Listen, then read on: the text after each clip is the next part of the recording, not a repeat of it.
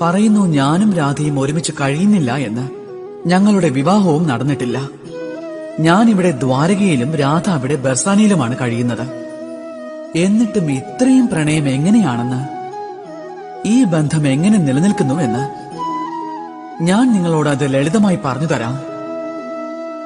നിങ്ങൾ എല്ലാവരും നിങ്ങളുടെ കണ്ണാടിയിൽ നോക്കിയാലും എന്നിട്ട് രണ്ട് കണ്ണുകളിലേക്കും നോക്കി നിങ്ങൾ ചോദിക്കൂ, അതായത് രണ്ട് കണ്ണുകളും ഒരുമിച്ച് അടയുന്നത് എന്തുകൊണ്ടാണെന്ന്, ഒരുമിച്ച് തുറക്കുന്നതും എന്തുകൊണ്ടാണെന്ന്, പിന്നെ ഒരുമിച്ചാണ് ഉറങ്ങുന്നത്, മാത്രമല്ല ഒരുമിച്ചാണ് കരയുന്നതും. ആജീവനാന്തം ഒരു വ്യക്തിയുമായുള്ള ബന്ധം ഉറപ്പായും കാത്തുസൂക്ഷിക്കാനാകും, ആ വ്യക്തിയെ കണ്ടില്ലെങ്കിൽ പോലും. അതുപോലെയുള്ള പ്രണയമാണ് എന്റെയും എന്റെ പ്രിയപ്പെട്ട രാധയുടേതും, അല്ലാതെ മറ്റൊന്നുമല്ല. ശരിക്കും അതാണ് പ്രണയം. രണ്ട് കണ്ണുകളെ പോലെ അവർ പരസ്പരം കാണാറേയില്ല, പക്ഷെ എന്നേക്കുമായി